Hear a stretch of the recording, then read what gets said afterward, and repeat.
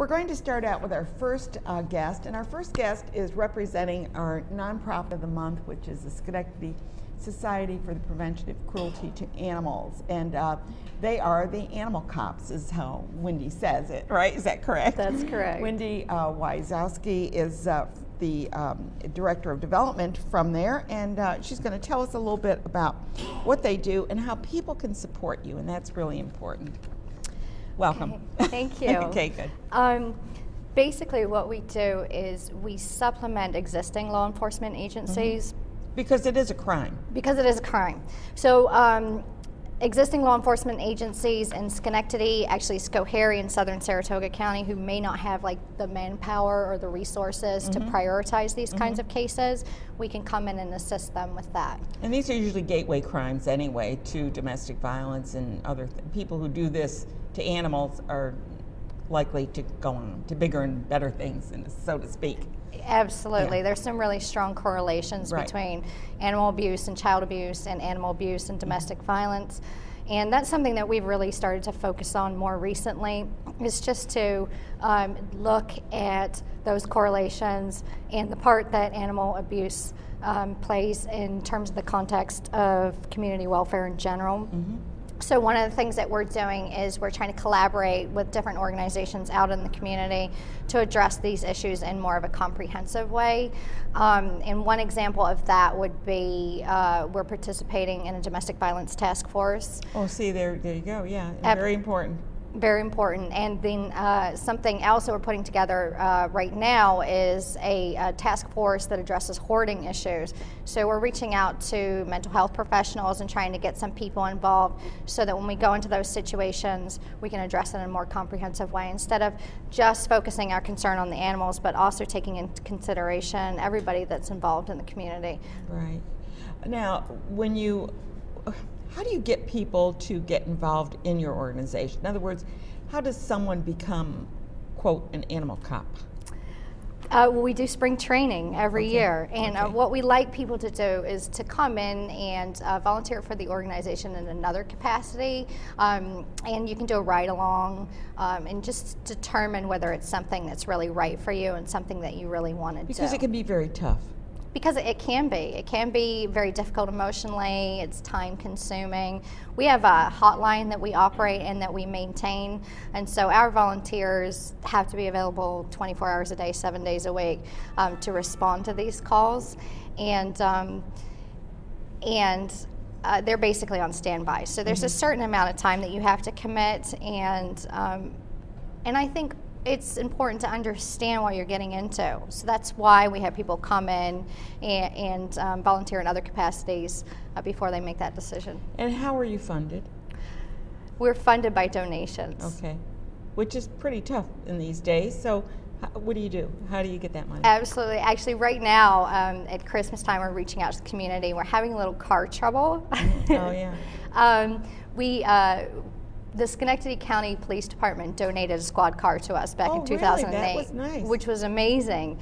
The mileage is a little bit high. There's some other mechanical issues going on. So what we're doing right now is we're running a campaign to try and raise the funds to replace that car, because obviously it's essential to what we do. Absolutely. So the person would not have to use their own car, then? Is that what you're saying? Exactly. Okay. Yeah, there's a fully equipped squad car. And people come down to our home base, and we keep our files there. That's our sort of major point of contact that people depart from at the beginning of their shift. Right. Now, what qualifications does someone need? Could I be an animal cop? You could be. Okay. You could be. I mean, there's some basic things, background check and a lot of training that you have to go through, and it's fairly intense. Well, because you're dealing with people that might not be very cooperative. Exactly, and as you said, it's a gateway crime. So there's a lot to consider about the individuals that we're interacting with on a regular basis. So you get full training. How long is that training? I don't know the answer to that. I think it's I mean, about it 200. would be a month, 2 months. Yeah, it's usually done on the weekends. A weekend, So we okay. work with people because most of the people that are involved are working full time. So it's done on the weekends over a period of time, and we do it every spring. And some of it's physical, and then some of it is, you know, sort of more related to animal cruelty law and dog fighting law. And the dog fighting. Oh, does that go around here? Yeah, there was an incident earlier this week in Troy, and we have several ongoing investigations. Dogfighting is really one of the more serious, from an animal welfare perspective. It's one of the more serious crimes because they use training. Oh, I don't even want to right, go there. yes. I can't even deal with it. Exactly. Oh, I'm such an animal lover, and it just upsets me. So as I was sharing earlier, it's like hard for me even to read the paper when of an animal abuse case. It's like I start to read it and I go, I can't read this. What are these people like that can do things like this to animals? I mean, it's just beyond. But I'm so pleased that you are doing it. It's like, oh my goodness. Hoarding, is that animal abuse? We have kind of a controversial stand on hoarding. I mean, hoarding is animal abuse. Generally, you know, if you have 90 cats in your house, you're not really able to care for them and provide the quality. You're not giving them the shots, and you're probably not. Right, you know, and provide the quality of life that they need. And maybe they're procreating, and you're going to have, 150 next week. Exactly. Yeah. So it's a definite animal welfare issue, and of course, we're really concerned about that. I think the other issue with hoarding is that, for the most part, the abuse isn't intentional. No. Their intention is to save the animals. Exactly. I understand that. And it's a symptom of a mental illness. And not one specific mental illness, but several different mental illness have hoarding as a symptom. Oh, okay. And so we don't really like to criminalize that behavior. We're not really interested in finding some, 85-year-old woman with 90 cats and dragging her off in handcuffs. No, because she's not doing anything that she believes is wrong. And right. In essence, she's trying to protect these animals, but in doing so, she's causing them harm. So it's about education, intervention, maybe relocating those animals, adopting them out to people who are able to provide the care. But that's what the task force is about. It's about, providing resources to that individual's family to provide her the kind of support, or him, that he or she needs. And also it's about changing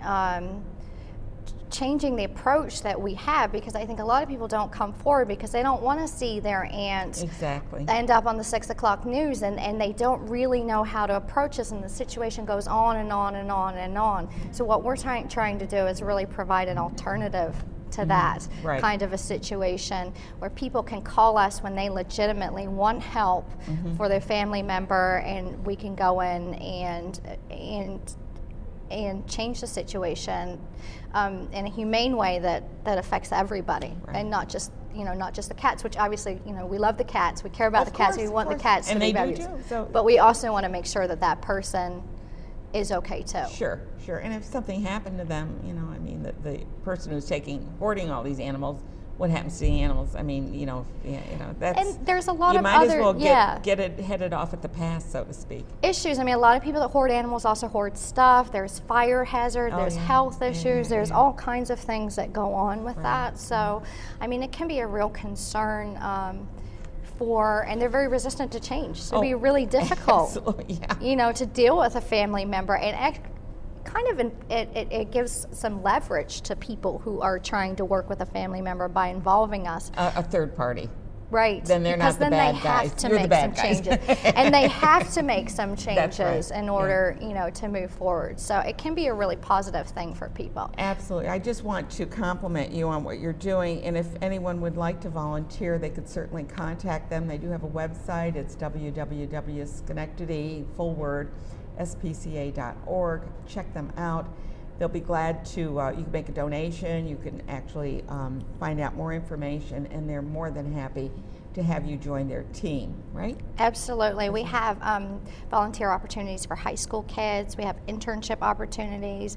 We're always looking for people to help us fundraise or do some of the administrative stuff. So My number is on the website, Okay, and I good. welcome everybody to call me And directly. what is your number, Wendy? My number is 518-640-3537, and that's my direct line. Okay, good. And if you want to contact her about that, and I'll put that in my next newsletter. Thank you so much for being with us Thank today, you so Wendy. much for and having thanks for me. being our nonprofit of the month. Thank you Good. so much. We're going to take a quick break, and on that break, we're going to take a little bit of